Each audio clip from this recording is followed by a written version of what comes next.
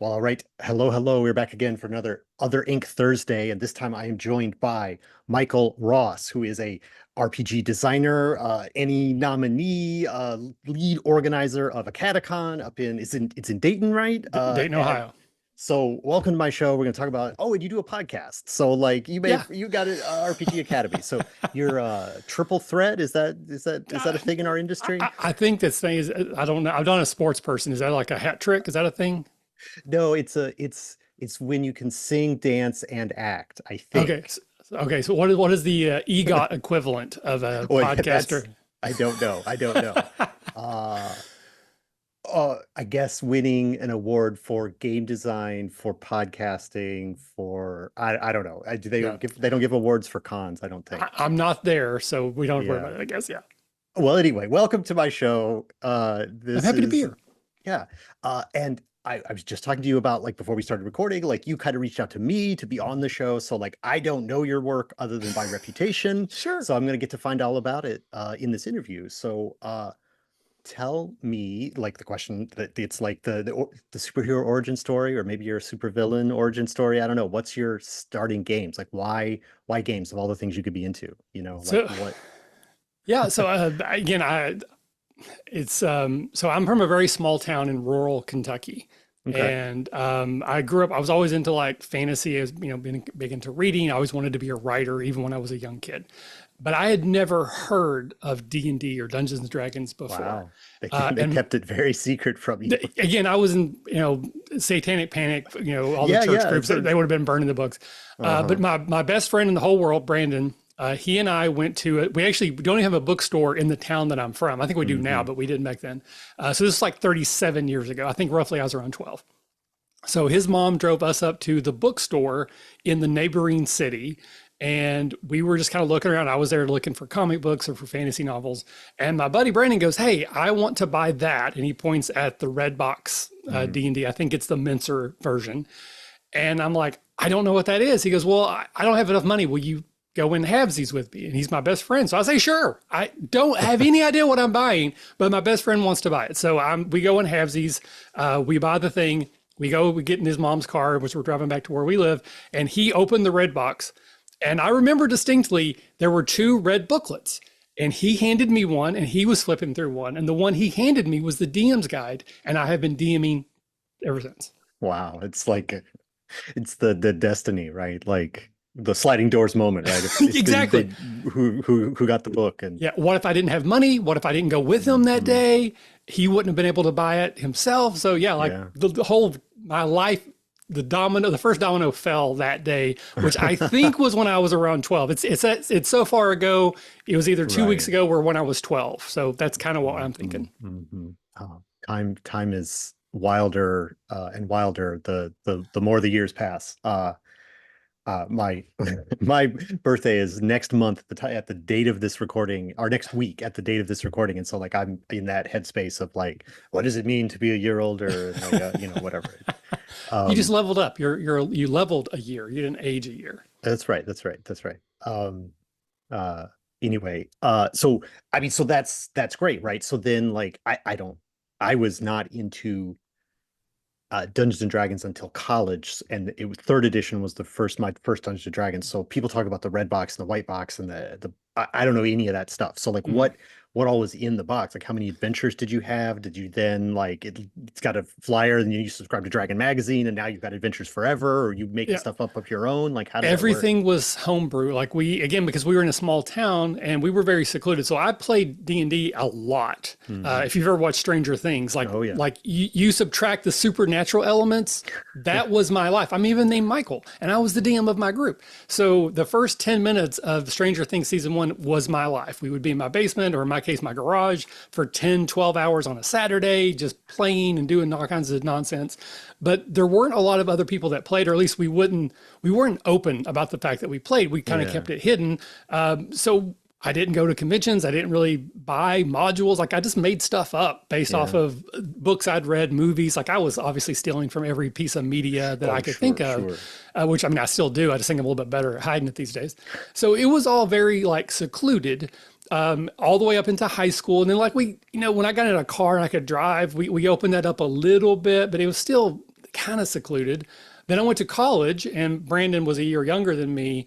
But so my sophomore year, his freshman year, he moved in. We were roommates, and we started playing D&D together. So even though I had expanded to college, I was still basically playing with the same people, and then like a Yeah. couple people on my floor. And then I got married, I graduated, and I moved to Ohio. And I kind of thought, as I think a lot of people do, is like, oh, I guess it's time to put these childish things away, Hmm. And we started with Redbox, which is basic. Then we quickly went to second edition AD&D because I think second edition was out at the time again. Time is funny. Sure. But I guess like I'm done, I'm done. Hmm. So I even sold all my books, and I had all those old like complete guides, those like tan kind of leather bound covers. I wish, oh my God, I wish I could have those back. But anyway, and so I'm like, I guess I'm done. I'm not going to play this anymore.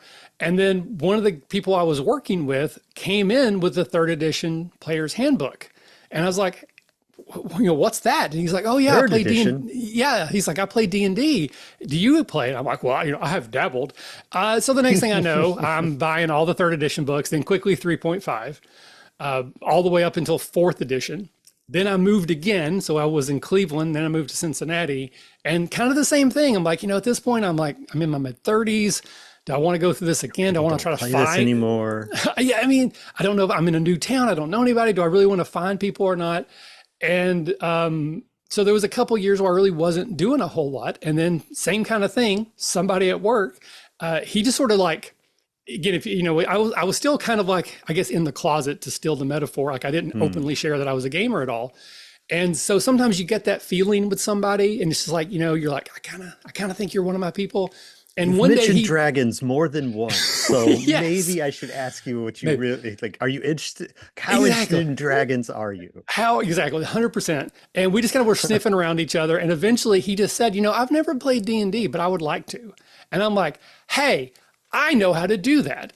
And so we started playing together. And this was right about maybe a year before D&D Next was being released. So we were playing fourth edition.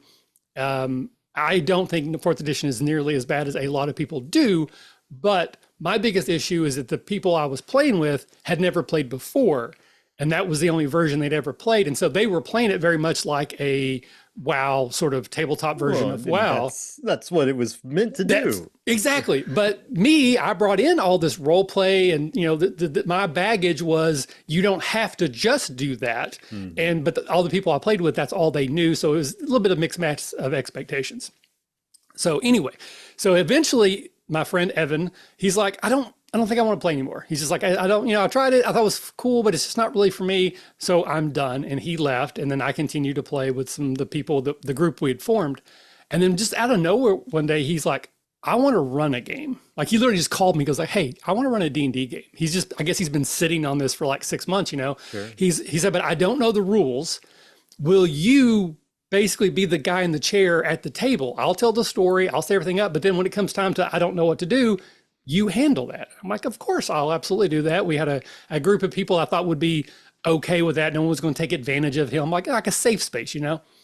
And then he started listening to a podcast. Specifically, it was Fear the Boot, to try to like learn how to run games. That was like, I'd never listened to a podcast before. I was completely ignorant of it.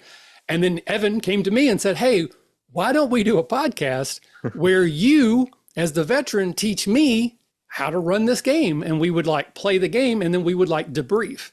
So our So, very first episodes were so just this is why basically it's us. the RPG Academy, right? Exactly.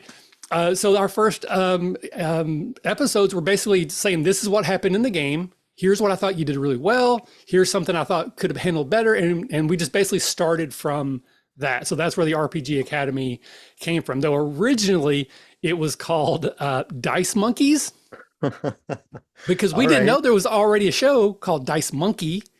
And then we called it D&D Academy. So like for the first year, it was actually D&D Academy. And then again, I'll stop talking in a second, but eventually we realized that we were talking about more games than just D&D. We Well, were talking about all gaming. So that's when we changed the name to a more broad RPG. well, I think that was one of my next questions I wanted to ask anyway, because it's like, what is, so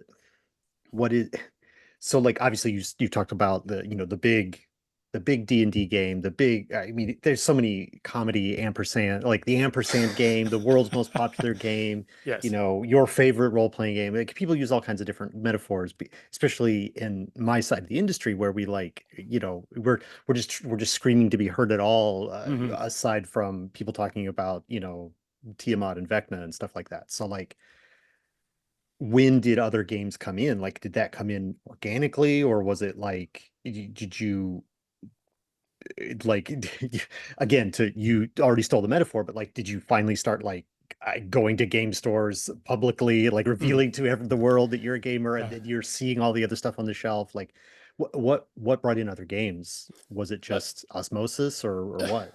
so again, and there's always like really clear point A to point B things with me. Like, Brandon's the reason why I play D&D. Evan's the reason why I have the podcast. And then Gen Con is the reason why AcadeCon exists. So this was like a year and a half into the podcast. And like I had dabbled with other games back even when D&D was around. I had bought GURPS. I was not Mhm. smart enough to play GURPS. Someone brought me Rifts. I was not crazy enough to play Rifts. And then we like DC superheroes, Marvel superheroes. So it was like superheroes is like my second favorite genre of RPGs, but it was still like basically those four. Like it wasn't like we didn't really go outside of that very much. And But those then are about a all year, still like on the crunchy, like old yes, school kind of. I mean, these are games all made in the 70s and 80s. I mean, yes, they're of a previous generation of designs. absolutely. They're all kind of fundamentally similar. They were all trying to be different, but they were all in weird ways kind of the same. And this was all again right around the same time, maybe through high school, maybe into college, but they're still very very young in my career of a game master in the hobby, I guess.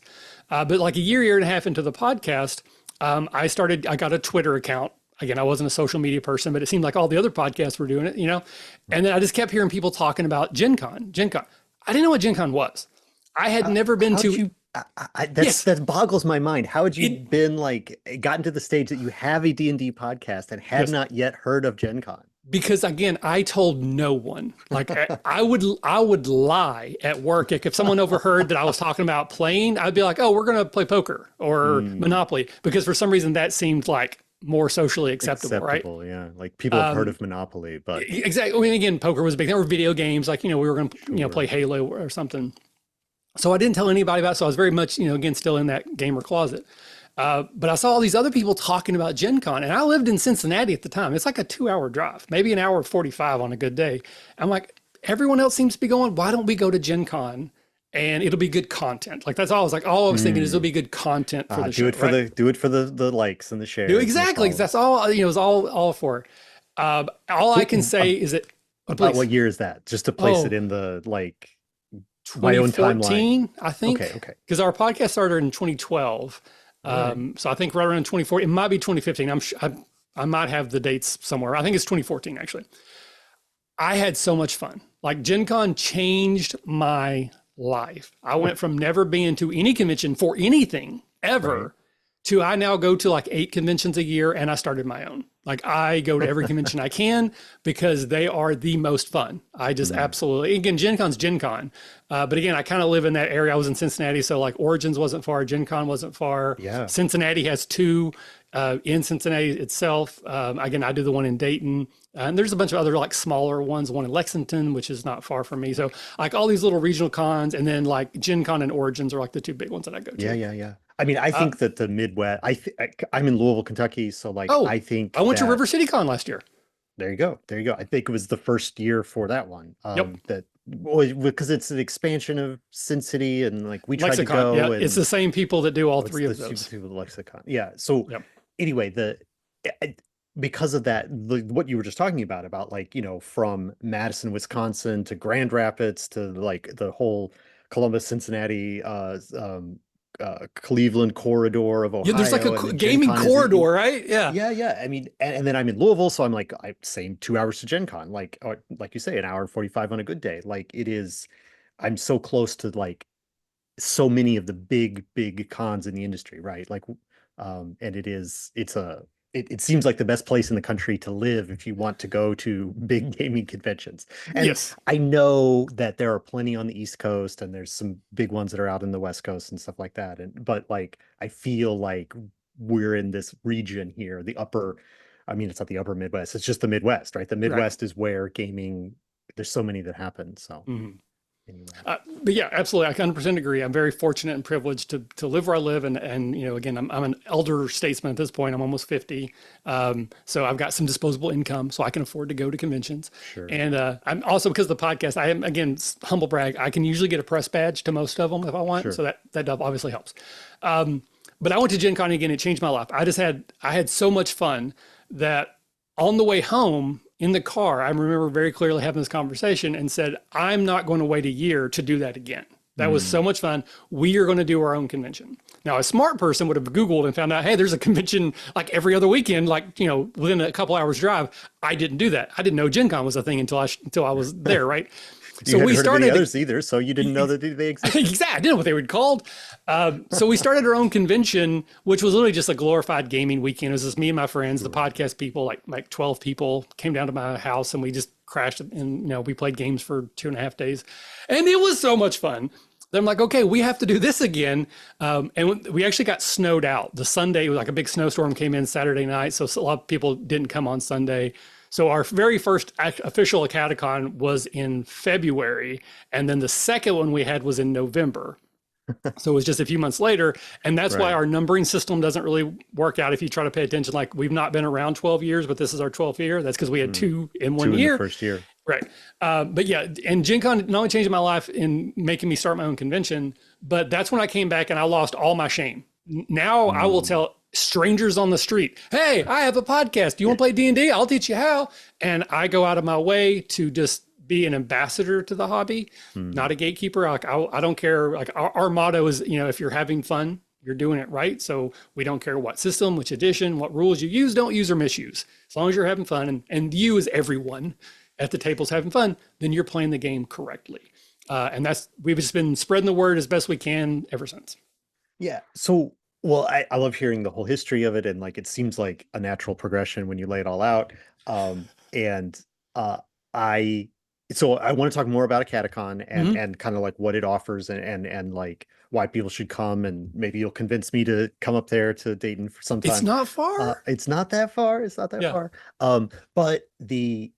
But I want to hit some of the other things that you did, because we mentioned the Emmy nomination. So like, and tell us more about first tell us more about your podcast, 2011, 2012. I mean, that's like before podcasts were famous for existing. Like, that's a while ago. So like, if you talk about being an elder statesman, I'm like, yeah, you really are. If you've had a podcast since 2012, that's practically prehistory for podcasting. It's not quite. I mean, but so what kind of topics do you cover? I mean, has it evolved? I'm sure it has evolved in like the last 12 years from like you and Evan talking about like breaking down his GMing. Like, what kind of stuff do you cover now? Like, what's your beat, I guess, as a topic? It kept sort of expanding and going these little tangents. So one of the first things we started doing was we called them Dungeon Talks originally. Then they turned into Table Topics until our first Emmy nomination. I've actually been nominated for an Emmy twice for the podcast. The first year that we got nominated for an Emmy, the next week we got pulled off of iTunes because of a copyright claim. Apparently there's a social like game that's like a conversation starter that was on Oprah called Table Topics. And it's like you draw a card and it's like, what do you think about politics? Like conversation starters, right? So rather than emailing and saying, hey, will you change? Because it wasn't even the name of our show. Our show's the RPG Academy, but the top of those episodes were called Table Topics. We got pulled off iTunes right when the Andy said, hey, we like your show. I'm still not bitter about it. I had a shirt I wore that year that said I was nominated for an Emmy, but all I got was a kidney stone and pulled off iTunes. And I still have one of those shirts. But we started doing an actual play because that seemed to be the thing that everyone was doing. And most of them back then were terrible because the audio was bad. People would take like one Yeti microphone, put it in the middle of the table and just record, and you couldn't hear anybody, or one person wouldn't talk, or someone would be eating popcorn. And just, I sort of became an audio snob, which is funny because if you listen to a lot of our old episodes, our audio is pretty terrible, but it made me cry every time. Like, I was very upset about it. So I kept working to improve. And we got to a point kind of early where we actually had really good audio, even if we had multiple people. There are still like random exceptions because I forgot to hit record. You know how podcasting goes, right? Sure. But our audio was actually really good, and I think that really helped us get an audience. Like I said, like 10 years ago, we were one of the most popular RPG podcasts out there. We hit #1 on iTunes a couple of different times. We were always in like the top 10. We got put on like lists, like, people, some like IO9 or whatever it was back then would say, here's the 10 best podcasts to listen to become a better DM. We were almost always on those lists. We have since cratered, like our listenership is way low now, but there was a period of time where we actually had some recognition. And, so we kind of leveraged that into the AcadeCon. Like we had people that literally came from other countries to our first event, which was public, which is still freaks me out, but still, Johan, if you're still in Switzerland, buddy, I miss you. Anyway, so we did actual plays, and then we started doing like reviews. So we would review like products. We started doing a show called Show and Tell, which still exists today. And that's where we would bring on a guest, kind of like what you're doing with me, and it would be focused on a specific product, really. Kickstarter kind of also happened at that time. Mm-hmm. So a lot of our shows back then were around Kickstarters. And we were able to get some guests because, again, we were kind of first in. So we had Monty Cook on, we had Shauna Germain, Rich Baker, Rob Schwab, who still I consider a buddy. He and I, again, he may not be able to pick me out of a lineup, but he supports what I do and I support what he does. So there were these people, like these luminaries in the industry, who would come on my little Podunk podcast because we were one of the few that did that. Right. And then, we did like, we have a few like movie reviews, like we watched all the old D&D movies and, like kind of riff track on type of a thing. Yeah. But really that was the big thing. I just recently watched the Dragon Strike instructional video, which you can see on YouTube, which is basically a D&D movie. Okay. Dragon Strike was a TSR video cassette assisted board game thing. And they made an instructional video, which was essentially a early CGI presentation of what it was like to play Dungeons and Dragons. And I have a memory that we may have done something similar, because I remember there was something we watched was on VHS and you had to like make choices. Like it was like someone was like walking through a castle and it would be like you pick a door, but I don't even remember how you inputted your decisions. But yeah, I kind of remember doing that for the show like 10 years ago. Yeah. Anyway, I'm just talking about D&D movies. Like that's the only. I'm kind of infamous for not seeing very many movies among my friends, and so but I have watched the Dragon Strike instructional video. But anyway, so reviews of D&D movies, like it makes sense. Yeah, and it's kind of spread from there. We got into a little bit of streaming. Again, we'd live stream some of our games. We'd live stream some of our interview shows, that kind of stuff. But that was kind of it. There's a year. Okay. Oh, how elaborate is your, like, when you say stream some of our games, like, is it like, did you go that route of like, okay, so we've got like these 5 people and they're going to play every week for, or whatever. There's going to be every 2 weeks, there's an episode of the next show, and it's that way. And then there's a spin-off show from that about like that we all made new characters, and then that one scene where we all played a different character in the bar that we had to meet, then we'd spin off and we have that group, and then there's this shared universe. And like, I mean, is it as organized and as expansive as that, or it's just like we're going to play Alien this for 3 sessions and then it's always the same, this was one of my big frustrations and failings, honestly. We have started so many campaigns,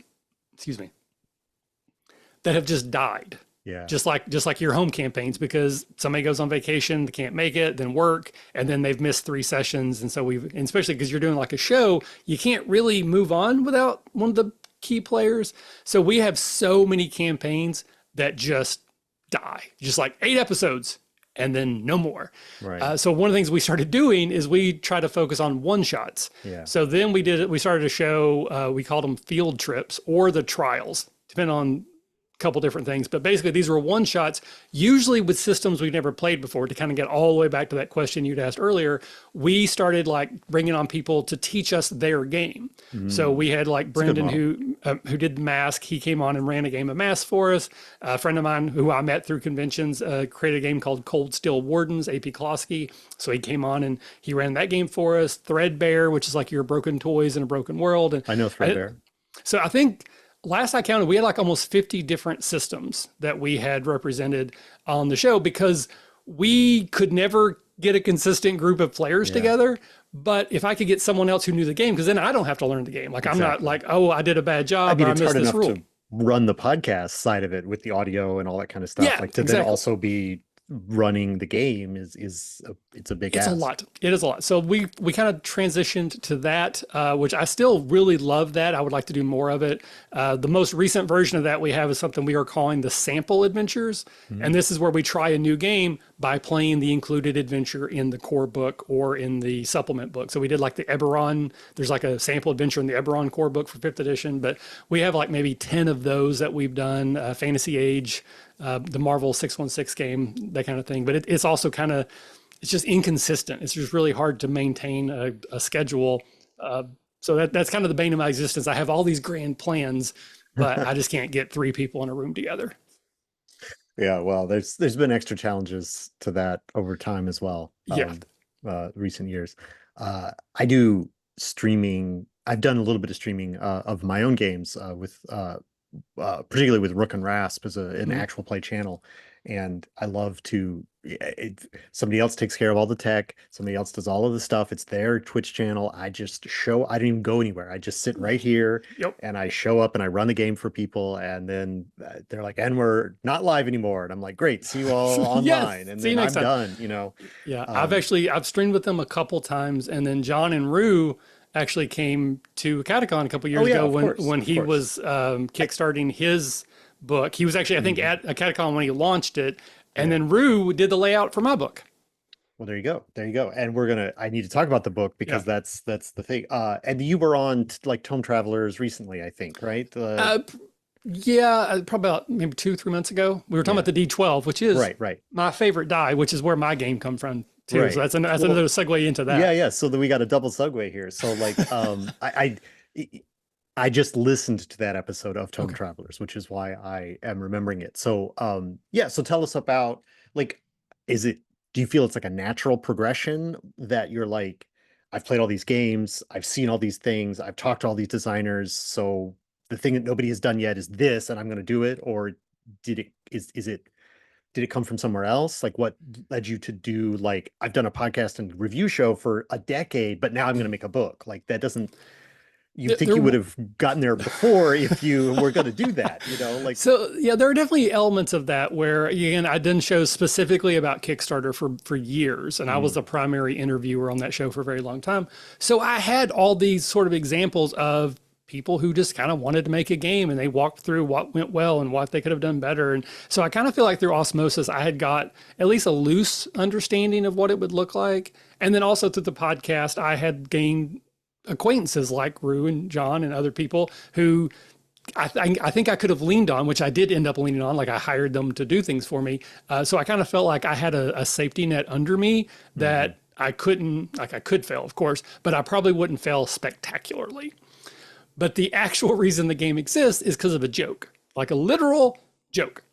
Well, I think I I love the D12, and that is not mhm. a joke. I absolutely love the D12. I think the D12 is the best of all the standard polyhedrals in a set. I'm not talking about DCC with their D16s or whatever, but of the core dice that you get in a D&D set or other game, I think the D12 is the best one. Now that is subjective. I can't say why. I just do. It has a good heft. It has a good feel. It's Yeah. not too round like the D20, but it's not like it doesn't clunk like the D8. So I've just always loved the D12, and I've just talked to everybody. I won't shut up about how much I love D12s.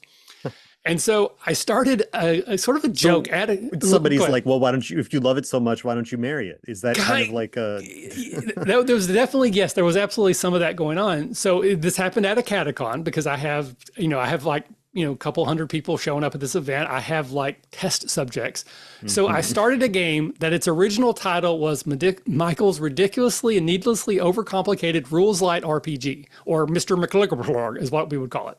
And it was just, how many D12s can I get people to roll before they realize I'm just messing with them? Because we Oh would roll like man. 10, 12 D12s at a time, just these giant handfuls of D12. So it was just like this sort of silly game I was kind of playing. But what happened That's good is, content though. it's good content, is after the games were over and we would be joking, I'd be putting up the dice, people would just consistently say, okay, I got you were doing a joke, but we did have fun. Like, Mm. the joke only works because we actually enjoyed the experience too. So then I started kind of pulling out the silliness, like the overly complicated rules light, like, you don't have to roll 15 D12s to do this. And it kind of got down to this like bare bones, because it's a very simple D12 dice pool. Like there's ones are bad, 12s are great. It's not that complicated. And then the final element that actually turned it into a game is movies. Because originally it was a Star Trek, like a Galaxy Quest sort of Mm. spoof. It was a 5-act structure sci-fi TV show game that had a GM. Yeah, And that then, already sounds more complicated.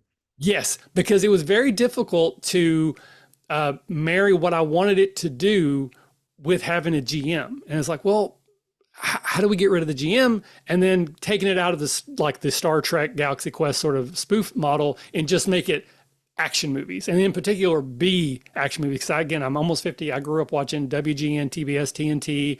They would have these like 4 movies in a row on Saturday. Joe Bob Hmm. Briggs Saturday, Friday night movies. Right, right. That is absolutely what I grew up watching. And so that's what I made, was a love letter to those types of movies using a bunch of D12s. All right. I mean, I I watched a lot of those kinds of movies myself. They'd be like, that's 3 movies in a row about the moon, and like some of them are very bad, and some of them Yes, are most of them were very bad. okay. Like it's like you watch all 4 and you're like, well, that third one was okay. There's one that sticks in my head. It's like Roland Emmerich's first movie. It's called Moon 44, and it is not good, but it is not terrible. Like Okay, I don't you're think I like know. anyway. So I get very much what you're talking about. Like that sort of like the thing. So it like, does it rely? So you say you moved to GM. So is it just Yep. sort of like, I'm imagining? Well, I can imagine what it is, but you tell me what it is. Okay. Like, how's it work? So it's you a making scenes one to the next, and you're playing actors in the movie, or does it? Yeah, just yeah. tell me how it goes. So it's a zero prep game. It definitely has some similarity to like Fiasco, except it uses D12, so it's inherently better. And it's about B action movies rather than Take that, like, Jason Morningstar. exactly, yeah. Except it's like, drama thriller type movies. So you just start off with a bunch of D12 rolls. You're going to roll, and it's going to tell you what genre of movie. You got action adventure, fantasy adventure, superhero, thriller, Western, sci-fi. There's one roll you can combine, so you might end up with a Western sci-fi, like, Firefly, except that's great, not bad. And then you just got a bunch of charts, and it'll tell you like who the bad guy is, like what they're after, what the plot of the movie is, and all the things that you're working against are just, they're kind of siphoned down to what we call obstacles. So no matter what it is, it's just called an obstacle. And there's obstacles in the book. You roll and you'll create a list of the ones that you will face in your movie, and you say, okay, this is our first one, so this is our act 1 inciting incident. These 2 make sense for act 2, and then these 3 will be our third act climax. And you kind of lay them out before you start, quote unquote, playing. You already have the outline of your movie. You have the plot, you have the bad guy or the bad person, you have the different obstacles that you're going to face. You create a list of tropes. You can always use tropes, and you should, but you will generate a list that can actually give you a mechanical advantage. If you're like, oh, I'm not going to look at this explosion, so I get an extra D12, or I'm going to shoot the rope that's holding the person so they fall, so I get an extra dice for here.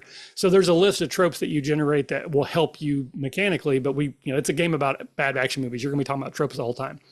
Does it have that? Well, does it have that meta level? Like, I'm thinking about movies games like uh, uh, my buddy Craig Campbell has one called Die Laughing, and Yes. you're making, and there's another one that I played a long time ago called It Came from the Late Late Show, and like in those movies you are sort of like playing the actor playing the character, so there's like always a meta sort of thing. Is there an element like that to Yes. action 12 cinema? The base conceit is that you're playing the characters in the movie, but very often you will make jokes about, oh, my accent changed because I can't hold an accent. So I'm like, oh, my actor got fired. That's why my accent's changed. It's not because I can't do it. It's because it's a whole new person that's in this scene, or things like plot holes in continuity things where it's like, well, it was daytime, but now it's nighttime. We were here, but now we're here. We must have lost the permit to the location. We didn't have a location scout. Right. So anytime there's these like kind of inconsistencies that pop up in this type of, very loosey-goosey movie storytelling game, you just say, oh, you just kind of quickly come up with like a meta reason, producer interference, the director got fired because they did something they weren't supposed to, or whatever the case may be, try to keep it PG-13. But yes, we lean heavily into that as well. But the general conceit is that you're a character in the movie, but it comes out all the time. And we want you to use movie language like, oh, this will be an insert shot where clearly it's my stunt double driving the car and it's got a bad wig on. And then we cut back to me, and those types of things are absolutely happening the whole time. And that's sort of like, that's the that kind of stuff happens naturally when you're playing a game anyway, but like here it is a feature. Like, correct, it's a feature, not a bug when it happens in this game. At least that's the intent, is what I would say. But so then you move into a scene. So like the first actual scene was, say, the obstacle. For example, I did a actual play of this on the Tabletop Journeys podcast. So if anybody wants to go listen, there's a couple others, but this one in particular I really enjoyed because it actually led to the creation of one of the rules. So the obstacle that we rolled was quicksand, but in our movie, it didn't really make sense. So you always have a little bit of like freedom to sort of like, how do I interpret this? So we ended up, so there were other factors that were included. It was like a fae was the main bad person, and it involved shrinking. So what we had determined is that we were in like a high-rise building that was being shrank. And so we had to get out of the building before it collapsed to the point we would be crushed. So we interpreted quicksand as a building getting smaller. And that is the level of freedom that you have in the game, because all the obstacles are very generic by design so that you can interpret it. We had one where the main bad guy was supposed to be a wizard, but we had already decided it was going to be like an 80s action movie. So we just decided there was a company called Wizard Co., and he was the CEO who went by the name The Wizard. So it didn't have to actually be somebody casting spells. It just made sense. No, but that again is like, sounds like that's all features, Features, 100%. That, again, that's the type of thing I enjoy. If you ever played a traditional quote unquote trad game where when you kill a monster, the DM will say, what does that look like? They're kind of giving you that silver platter moment to have narrative control, because you can describe destroying that creature however you want. You may have swung your longsword and did 10 damage, but if you want to say that you kicked them off the cliff, doesn't matter. As long as the ogre is dead at the end of the scene, it doesn't really matter. I took that moment, the what does that look like moment, and that's my entire game. Because whatever you say happens. There's no checking. Like you're like, I do this, and I've taken out 3 ninja. Those 3 ninja are taken out. Then you roll the dice, and the dice will say, that didn't help at all. In fact, things are worse now than they were. Right. And then you have to go, oh, I attacked the good ninja. These were the ones that were coming to save me. Over there, now there's like 40, orange-clad ninja. Those are the bad guys. That's why things are worse off. Or it did help, but not completely. So this was just the first ninja. There's actually 2 more coming now. Like you have to interpret the incremental successes until you actually complete the scene. So is it rolling, like, are you looking for... Is it like a target number, sort of like this challenge is an 8 and I've got 3 D12s to roll, so one of them better comp as an 8, or is it that kind of a system, or is it similar to in Act 1, your obstacle has a value of 12. So just think of it, it has 12 points. When you roll your dice, and you normally will roll anywhere between 1 and 5, but you really should be rolling 4 or 5 every time. Like there's not really a min-max thing because you're action heroes, you're supposed to win. Right. But sometimes you just can't. But for the most part, you should be rolling 4 or 5 dice every time. 1s are bad. They're called setbacks, and they're like a -1 value. 2s through 7s are blanks. They don't do anything. 8s through 11s are +1 or a positive success. And then 12s are 2 successes, and they do something else. You have a choice to make with a 12. You can just roll it again right now and maybe get another success, or maybe another 12, and then you keep going. They always explode. You can save them and do something with them on someone else's turn. It's the only time you would roll on someone else's turn. It's called the heroic high five. And you're like, hey, I'm going to like throw you the gun that you grab and then turn. So I'm going to roll my die. And when you do that, you cannot fail. So even if you roll a 1 on your heroic high five, it still counts as 1 success. You can never make it worse for them in that case. And you're just looking for a total value. So like I rolled 1-1, 2 12s. That's a total of 3 successes. So that 12-point value obstacle is now down to 9. Yeah. And You got to then you just just whittle it down. whittle it down. Mm. The math Okay. works that usually you need 4 turns to get through an act. So if you're playing with a standard group of 4 players, everyone should get to go at least once. Sometimes one person just rolls really well. Sometimes people roll really terrible. But on average, everybody's going to get to go once, maybe twice for each act of the movie as you're trying to reduce those obstacles. Well, thanks for, I mean, we're going to move along here. I'm sure we could talk more a little bit about this. But like, somebody who I'm thinking about The Last Action Hero, a movie that was nobody. It seems that nobody understood what that movie was about at the time, Right. but I watched it and I was like, this is perfect. So this sounds like the kind of game that I could enjoy playing. I And did want to add quickly yeah, one thing, yeah, just because I mentioned the tabletop journeys, because Lee Wanika basically created a rule, and it's one of my favorite rules in the game now, and it's the needle drop. So mm, once you've rolled your dice, if you can name the perfect song that would be like the needle drop for the action that you're describing, you can change a non-success, so a 2, 3, 4, 5, 6, or 7, yeah, up to an 8, so it becomes a success. If you actually sing the song, you can turn a 1 into a success. So that would be a net 2 positive, because you're going from a -1 all the way yeah, up to a +1. So you can only do that once per the whole game. Each player has the opportunity to do it one time. yeah. But so basically, if you just can, like, here we are, you just start singing the song at the table, you get some bonus points for that. And I just Yeah. think that's hilarious. So Right. I that's mean, my favorite rule. that is a good rule. It fits in with the sort of lightly controlled chaos that it seems that you've built the game to do.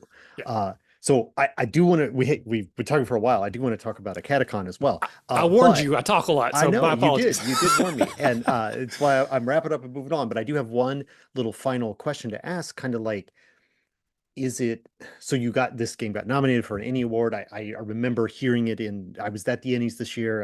Oh, Back in August, and I remember hearing it and it being discussed and stuff like that. So I knew that it was there, but like, does that sort of like is there a post sort of Annie's buzz or whatever? You're like, okay, I'm onto something. So like this needs to have like, action 12 cinema 2 electric boogaloo, like there's got to be a play set book. Like if you talked about the space western movie, so like here's the pre-built, like if you want to play a space western, here's a bunch of stuff already done.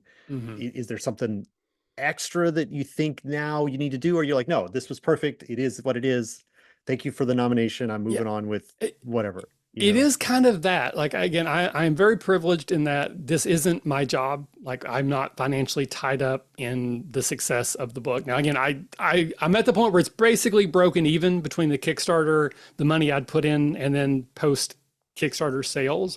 But this is by no means like a money generating thing for me. As long as it breaks even, I can keep, as my wife says, I can keep doing my little things, right? I'm really just satisfied. Like, it was very validating to get that nomination. Because I kind of thought I put a silly game together. Are you familiar with the game, The Mind, the card Oh yeah, game? yeah. Okay, I equate the Mind to my game in this way, because if anyone listening never played The Mind, it's just a deck of cards that goes from 1 to 100. And the first time I played it, I was simultaneously angry that somebody had the nerve to say that they made a game where it's just a deck of cards 1 to 100. And the rules are you put them down in order, like, Yeah, but there's you a put them little down. bit of trick to it, but Yeah, so like, but go it's get the the most Mind, it's a pretty fun. good game. Right. I was so frustrated, like, that they had the nerve to say this is a game, and I'm like, why didn't I think of this? Because this is so simple. Hmm. Because it's just a deck of cards that you probably, you can make up your own cards. You could find them somewhere else. But the rules they put in place, which are very light, just, put them in the right order. Hey, that's fun. That's what Action 12 Cinema is. There's nothing in there that is like revolutionary or is like changing the game in the RPG world. It's probably stuff cobbled together from a bunch of different games.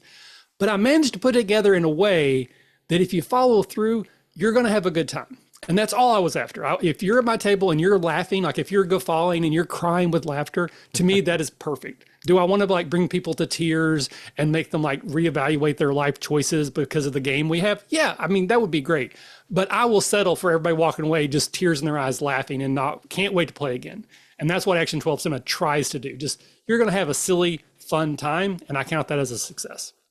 And so I'm going to transition right off of that statement because it seems like that's the kind of mentality that you would take to be like, I'm going to organize a gaming weekend, invite like all these people internationally sometimes to come and like is that a measure of success for a catacon? Like what is I mean, you already told us like the moment when you were like, I got to do this again, Yep. and that's what led to the con. But like part of this, one of the reasons why I wanted to talk to you is because like I've kind of been trying to focus on in the fall and I've got interviews lined up. I want to talk to people that aren't necessarily like game designers and artists who work on books. Like there's a lot of other things in the industry, like organizing conventions that like happen and maybe don't necessarily get spotlight thrown on them necessarily. So I mean, it just sounds like I can only imagine that it's a giant headache to organize a convention. So Oh, like, it's terrible. so like, what? I mean, why put yourself through that? Or like, Okay, but also like, tell us a little bit about what it sure. takes so that we can appreciate the effort that an organizers go through. So just a quick step sideways. Like I am that. I think someone's actually even told me the name and I forgot it. It's like a parasocial thing. Like Hmm. I get joy from providing other people joy. So like when I was in college, my room was the room we always gathered in to play games, chess, video games. We watch X-Files together. Again, that's how old I am. Like my room was the room that everyone gathered in, and I really liked that. When I got married, our house became the house that people came over for game night. Or we did actually run a poker league out of our house for many years. So we ran the poker league. People came to our house. We would order the food or we'd cook the food. So I have that type of personality that if I can put something together and see people are having fun because of my efforts, I get joy from that. So it is absolutely like a selfish thing for me. And I mean, that is very much a part of it. Like in all seriousness, there were about 2 or 3 years in a row where I'm like, I'm not doing this again. Like it's just not worth it. It's way too much work. Cause again, this is not my job. This is something I do in between my other jobs, my other responsibilities. I'm a husband, I'm a father, I have a job. I actually have two different jobs. So this is something I squeeze in and all these other things. Sure. And we're lucky if we break even. Like again, there were years where we lost money. There were a couple of years where we made a little bit of money, but overall, we're kind of breaking even every year. So this isn't like a thing I do and then I get to go home and put money in my account, right? This is just for the love of the game. But invariably, those years where I was at my lowest, when we got there, people would go out of their way to say, thank you so much. This is my favorite event. This is the only one I can go to because it's local. I really enjoy this. Like by the time people would get done telling me thank you for doing this, like the Grinch, my heart had grown 3 sizes and I'm like, yep, we're doing it again. And I'm very fortunate. I got a lot of people who are helping me and we've kind of figured out where some of those pain points were. It's no longer that stressful for me. I have a bunch of people that are helping me. Again, we're all volunteers. None of us Hmm. get paid, but other people are taking on other responsibilities. So it's not just me doing all of it. It also helps. We've been doing it for a while. There's Sure. a lot of it's automated. It's like that's just the same as last year. Okay, doing that one again. Yep, that's the Right. same as last year. We're just doing it again. How many Uh, people does it take to put it on? Like whew. just general, like again, because I know nothing. It's not something I've done before, right? So, So I think we probably have about 12 to 14 pretty solid volunteers that come in various places in various parts and do things. In some ways, this year is actually our requirement has expanded because we are growing and we are having to separate like we have a game library that people can use while they're there, and that's always been registration and the game library. So you would have to have at least one person for both of those at all times, but usually you have two or three. Well, this year we're actually going to separate. Registration is going to be closer to the front of the building. Game library is in a separate room. So now we have to have at least two people at all times, one at each place. And really, we probably need two or two and three. We have a charity raffle that we're doing. We have a play to win program. So we've got these stations that it's going to make it seem a lot more professional, I guess, because it's not just like a hodgepodge all together. But every time we add a space, it's like, oh, we now need a person to be there yeah, a from volunteer, right? basically 8 a.m. to 11 p.m. for 3 days. So That's it's that's my one fear this year. My anxiety point is, are we going to have enough bodies? I yeah, think we will because we literally have people who come up every year like, I love this. Can I be part of the faculty? That's what we've always called like the podcasting people's faculty because it's the RPG Academy. So it rolls over to the AcadeCon. If you're part of the team, you're faculty, and people every year are like, I want to be faculty. How can I help? So hmm, I'm sure that if we need people, we can pull people in. yeah. So so you mentioned a couple things that you do. Your game library, I assume that's mostly like board games, and do you have like a role-playing game thing Yeah, I there? have a bunch of like, There's so many board games, there's so many board game people compared to role-playing game yeah. people. So I'm sure you have board games, but Yes, but we are weighted differently. Like for a convention our size, most of them, not all, but most of them are going to be more board game focused. We mhm. are more RPG focused because that's our bread and butter. That's where we come from. So we do actually have an RPG section in our open game library as well. We have a whole collection of like one page, Honey Heist, Lady Blackbird, Three Goblins in a Trench Coat. Like we have a binder full of like one pagers that you can pull out, and then I have a whole bunch of starter sets that have like the sample characters and the Yeah, sample adventure. They don't get used a whole lot, to be honest with you, but they're there. So if anybody yeah. is interested, and this is a complete tangent, but one of my favorite memories of a catacon 2 years ago. So we're at the Dayton Convention Center in Dayton, Ohio, and for like 3 years in a row, there was like a dance competition that was going on our same weekend. So on Sunday, there would be like just an army of like 6-year-old to like 12, 13-year-old girls, bun, black leotards, like just running through, and dancing and stretching, all kinds of stuff, right? Well, a couple of years ago, this girl came over. She had to be like 7, and she's like, "What is this?" And we're saying, "Oh, this is a gaming convention." And somebody said Dungeons and Dragons, and her eyes lit up. She was like, "Oh, I've heard of that game. I want to play that with my sister, or my brother. I don't know." Again, I'm kind of the face of the organization, so I get pulled around a whole bunch of things. Well, a few minutes later, I see that little girl walking away with a D&D starter set in her hands, and I look over, and Brad goes, "I gave it to her." So I was like, 100%. That's exactly what I wanted you to do. So thank you. So I don't know if it worked, but I really, because she didn't come back last year because it was a different weekend, but I really hope some year she will come back and tell us about the game she's running with her family or her friends. Because again, if you need to know anything about a catacon, that's it. Like our goal is to get more people playing games. If we break even doing it, that's a bonus. That's a bonus. Great. So what other kind of stuff is there? Like, I assume, again, like just from having been to conventions, I'm sure you've got like, you mentioned the raffle, but there's like open gaming, or Yep. there's like organized gaming as well. I assume like I'm Yep. playing this game at this time at table Yes. 17 and that kind of stuff. I know there's a vendor room because I've seen pictures of it from previous years. So Yep. like, what have I missed? I mean, that's kind of like in I the mean, basics, that's the whole thing. The gaming yeah, library, the tables, the like the people selling their crocheted dice bags yep. and what else? What else you got on So, I mean, offer? I think you kind of hit on what I would kind of emphasize is that because we are RPG focused, we have more scheduled events that are RPG events than board game events. But when you throw in the demo tables, the open play, the play to win, there are probably more board games that actually get played, or more people, like 5 people at a table playing a board game, than people playing RPGs. But as far as our event registration, you're going to see by far more RPGs on the schedule than anything else. And again, I love D&D. I think 5th edition is the best version of D&D I've ever played. I absolutely love it. It is probably still my favorite RPG, even though I have designed my own and have played, if not hundreds, well into multiple dozens. But when I go to a convention, I try not to play D&D because I can play that at any time. So my goal anytime I go to any convention is to play something I've never heard of, or maybe something I have heard, but I want to play it again. That's kind of the philosophy of catacon too. Like the vast majority of our games are not D&D or Pathfinder. We have both of those, of course. We have both styles, country and Western. We have D&D, we have Pathfinder, but you're going to find games for Cypher Systems, Savage Worlds, Dread. There's one that I run that's kind of like a LARP, but it uses some Dread mechanics as well. People who've made up their own game, like Action 12 was born at a catacon. I started doing playtests, like, hey, I'm making my own game. Who wants to come over? Other people have done similar things there. So you name it, DC superheroes, Marvel superheroes, Fate. I'm looking at my shelf, Legend of the Five Rings, Star Wars, sure. You name it, those games are going to be there too. And one of the things that we do, and it was born out of necessity, but now we're kind of leaning into it, is we're not big enough to really offer a lot of incentives for people who run games.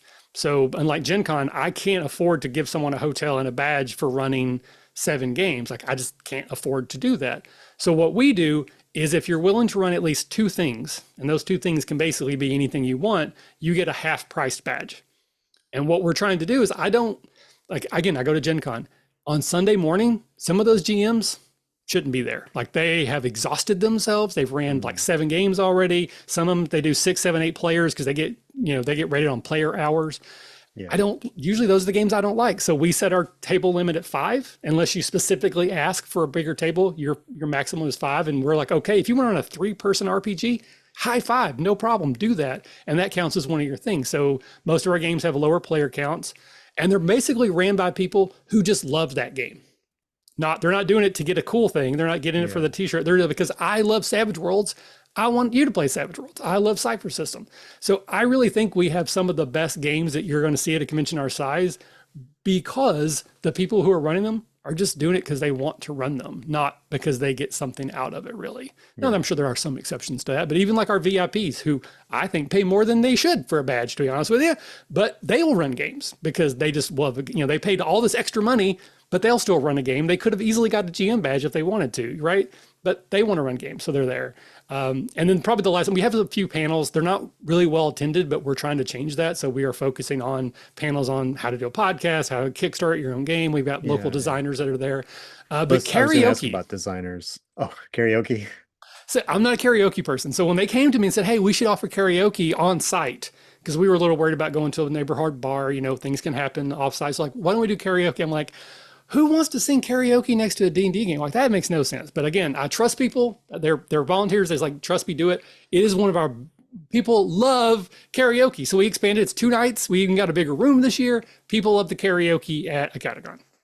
As long as the people like are singing karaoke, I'm glad they're having fun, but as long as they're not in the same room where the No. people are trying to play games. Yeah, like, we actually rented a room on the 3rd floor. Our game room is on the 1st floor. Panels are on 2nd, and we put them on the far as basically they're as far as way they can be from everybody else, but still be in the convention center from us. Because that was my big concern. It's like, I don't want to be hearing some terrible version of Journey while I'm trying to play D&D or whatever. So yeah, that was my consideration. I've been in rooms where it kind of the con happens all in the same room, and so like when the cosplay contest starts at the other end of the gymnasium, like you're just not going to talk to people about your games anymore until that's over. That does happen a little because most of our games are in one room. But I will say, because I go to a lot of conventions, there's something about the DCC. I think it's because the roof, the ceiling's like 50 feet high. It's like a big open room. The noise seems to go up, that I actually can hear better at our convention than I can most others, even if our tables are closer than some other places.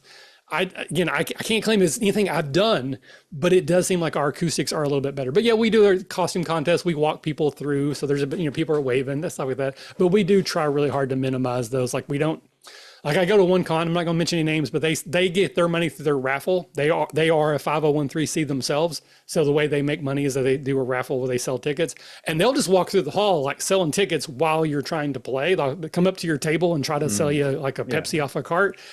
Drives me bananas. So yeah, none of that at AcadeCon. Yeah. So you mentioned designers coming and talking, like, is there like sort of again, it sounds like you're a very small con. So like, but it's like, is there like a designer track, or would you do like a sort of, if somebody wanted to, like, I'm playtesting this game, I want to get 7 groups through to playtest this all in, it's a 10-minute game, like get the lineup of people, we're all going to play, obviously, I guess if somebody wanted to do that, you could figure it out, right? But is there sort of like a game design community there that wants to come and talk about the process of making a game? Or you mentioned the panels and stuff like that. So like, it's there, but like, is it, because I guess I don't know, like, is Dayton a good place to be a game designer? Like, well, we have a few people, Andrew Seipel, who I think Threadbare is actually his game. Or he has a version of Threadbare that I think there actually might be 2 games that are called that. Anyways, he's there. Andy Klosky, or AP Klosky from Blackfall Press, who did Cold Steel Wardens, he's in Dayton. And then there's a few other people that are like kind of close-ish. But Cincinnati has a pretty solid game designer Facebook group that I'm in. Like, multiple people have had successful Kickstarters from that group, and we're close enough that several of them will come up. So we do have an area we call our demo area. So you can get, and again, our prices are very reasonable. Like, I've actually had vendors tell me I don't charge enough for vending and I don't charge enough for demo tables. So you can get a demo table, you get your table, it's there for the whole weekend, and you can basically sell copies of whatever game you're testing at that table, but you can't sell general merchandise. You have to have a vendor table for that. So again, very sort of liberal policies if people are trying to do their own thing, or if it's like itch game, they're like, hey, this is on itch.io if you want to go buy it. And you can do walk up and play. So you can put on our calendar or our schedule, hey, from 12 to 2, walk up and play, no tickets needed, 10-minute game, that type of thing. Or you can actually schedule at 2 o'clock, schedule a game, 5 tickets, everybody can get a ticket so you're going to be there. Our tickets are free. We don't charge, like 99% of our games are free. There's a very few exceptions. Like this year we have a tournament that's going to have prize support, so they're charging for that. And then we have an Artemis Space Bridge simulator, and they charge $5 for that. But basically everything else is free, but you still have to like get a ticket. You have to like put it in your cart and check out with it to reserve your seat. So there's no per game fees that you're paying at AcadeCon either, which is again one reason why we barely break even, because we are terrible at the business side of this. But that's not what we're trying to do. We're trying to have a place for people to get together and play some games. But so we have a demo section if people are testing a game, but they can also just get a GM badge. I just ask in your description, include if this is a play test, so people know that, hey, this may not be a complete game. They're probably going to be asking me some questions, but you're welcome to get a GM badge and just run your demo 5 times as long as you include in your description. That's what you're doing. Cool. And what kind of like vendors, obviously, so this is sort of like the I said convince me, right? So like I'm a publisher primarily. I have never been to a con that I haven't like worked. That's sort of like my mindset of why I go to cons. And like I appreciate that like a lot of people go and they play the games and they have like the fun, but like when I'm looking at like where I'm going to go, I'm like, look, it has to have I have to know that like X number of people are going to be coming to buy my role-playing games, or I don't want to do it. And so I don't. I feel bad sometimes because like I mean your con sounds fun. I mean it's like if I lived, it's not, again, Dayton isn't that far away, right? But it's still a drive and a hotel. But it's still a drive and the hotel and all that stuff. And like I don't want to lose money as a company going up there. I mean I guess I could go just kind of like to play, just go. Like I'm just gonna go and check it out and I'm gonna play games and I'm not trying to sell my books and whatever. But like that always keeps me I feel like that always keeps me from going to these smaller regional cons because I'm like, I, I, when you go to a con with like 71,000 people at it, like you can you could get so much benefit, right? The cold, hard monetary benefit, right? Of going to where with 71,000 people are going to walk past your booth. It just makes it's a hard sell as a business proposition, right? So I don't want to like, I don't want to give you too hard of a task, right? But no, I'll cut you off. It's probably not worth you coming. Yeah, I mean, to be frank, like last year we had about 500 people attendees show up. We're hoping for 600 this year. That is our goal. We have 2 game stores who are local that set up booths that sell actual game supplies.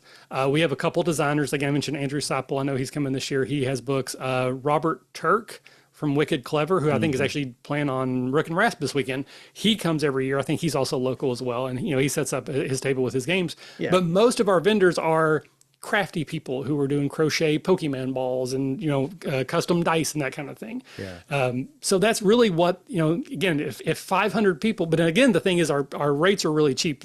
We actually raised them this year. So our base booth is $100.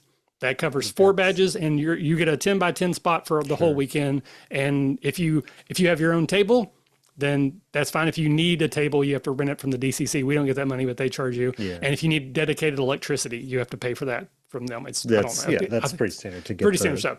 But basically, $100 you can have for the whole weekend. Yeah, it's not. I mean, that's such an inexpensive price. I mean, compared to like, Gen Con is like $1,700 for a 10 by 10 and you do get a table for free from Gen Con. Oh, nice.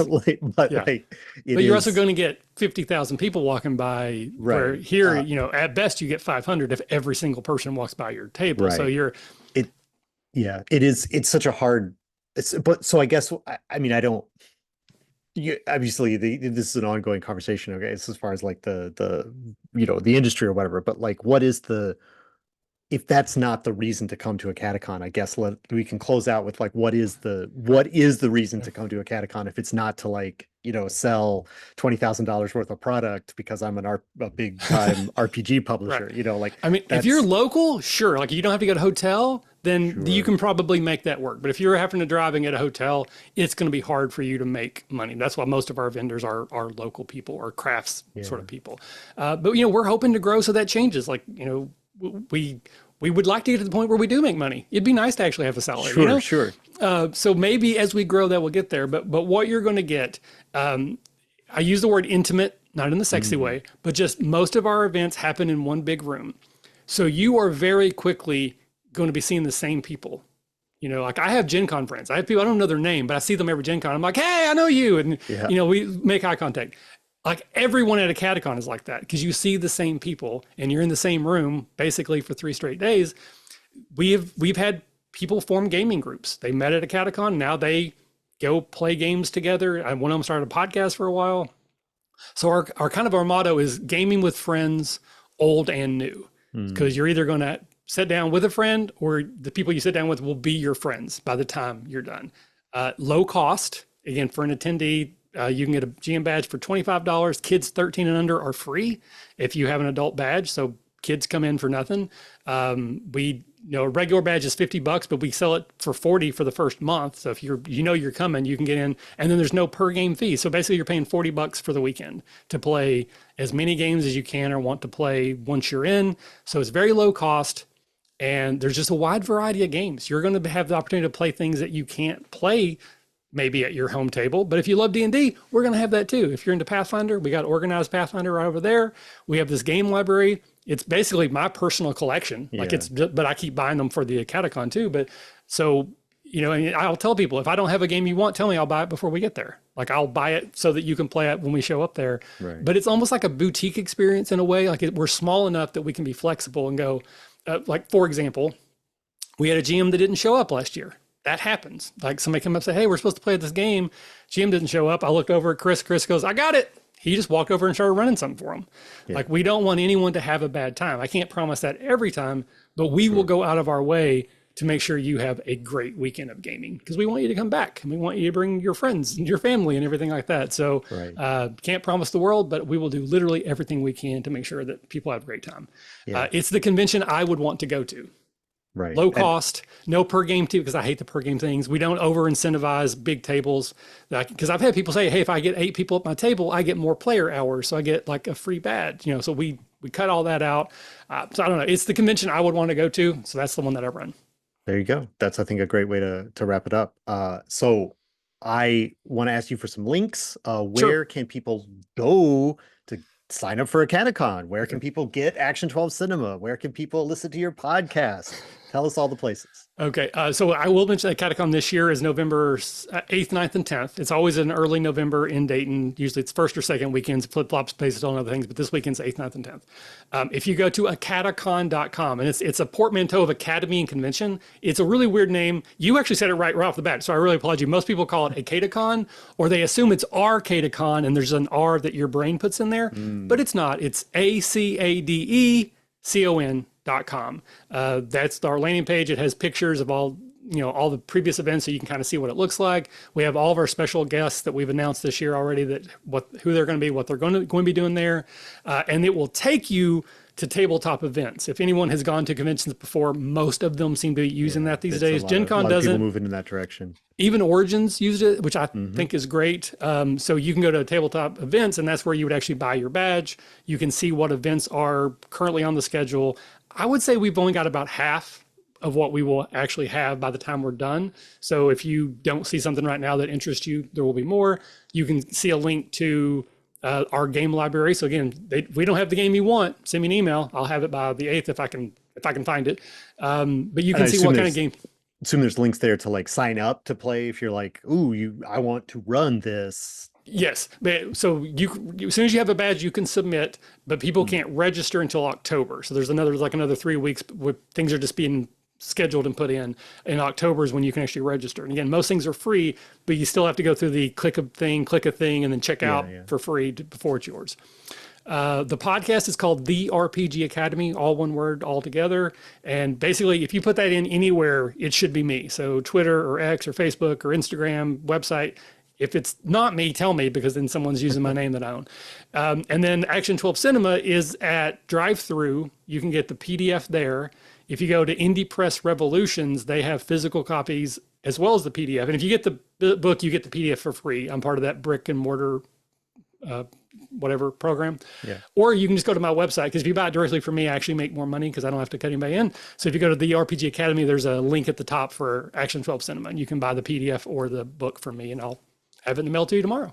There you go. All right. Well, I think we did it. Thank you, Michael, for talking me through all the things. This has been, an education, if nothing else, to get to know you, like you said at the beginning. And, it sounds like you're doing, I really appreciate that. Like, this is the con that I want to go to. So that's why I designed it this way. It's because it's what I want, That's what I want. I really appreciate describing it that way. And, it's so if I don't know, viewers, if you are on about some of the same things that Michael was, hey, check out AcadeCon, because it's the con that he wants to go. It's right. perfect. It's perfect if you're into the same things. Exactly. Again, thank you for being here. Thank you for your time today and being on the interview show. And we'll see you around on the interwebs. I may go have to. I love a podcast. I never listened to RPG Academy, so I may have to go check out a few episodes. Some of your one-off we have one so shots. Many. It's almost we have like over 1,000 episodes. I was going to say you've got to be into the quad digits after 14 years or 12 years. It's incredible. All right. There's a word for it. I don't know if it's incredible. There's a word for it for sure. It's remarkable. Like, I only mean it in like it is noteworthy of comment. All right. Well, any final thoughts you want to leave in the viewers today before you get out of here? If anything I said connected with you, we do have like over 1,000 episodes that range from advice shows to interviews to reviews to actual plays. So there's probably content out there, but there really is. I mean, I jokes, but there's so many episodes that if you are struggling, reach out to me. You can find me on Twitter, on Facebook, on the email, therpgacademy@gmail.com, and I will happily direct you to something that maybe would spark your interest. And I would quickly say, I also have 2 other podcasts. I do a Smallville rewatch fan cast. I'm about to start season 8. Early in the pandemic, I rewatched the entire series. I'm like, this is actually really good. So I started a show. So every week we bring on not a different, like every episode, but I have a rotating cast of co-hosts. It's always me and then one other person, and we talk about an episode and we really deep dive, and we try to treat it like kind of real, like, why would Lex do this? When we know it's because the writers told him to, but we try to make it make a little bit more sense. And then I actually have a podcast called Healthy Minds Alliance, and that is tied to my AmeriCorps service.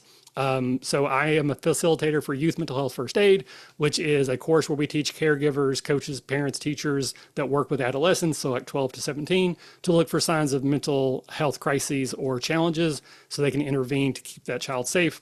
September, we're recording right now, it is National Suicide Prevention Month. Today actually is World Suicide Prevention Day. So very important training if you know someone who has an adolescent in their life. Again, it's first aid. We're not teaching you to be counselors or therapists. It's just like if someone breaks an arm, you stabilize and call 911. Same thing for mental health. Someone's in a crisis, stabilize, call the professionals. But if you want to learn more about mental health education and awareness through that lens, Healthy Minds Alliance is the name of the podcast I host.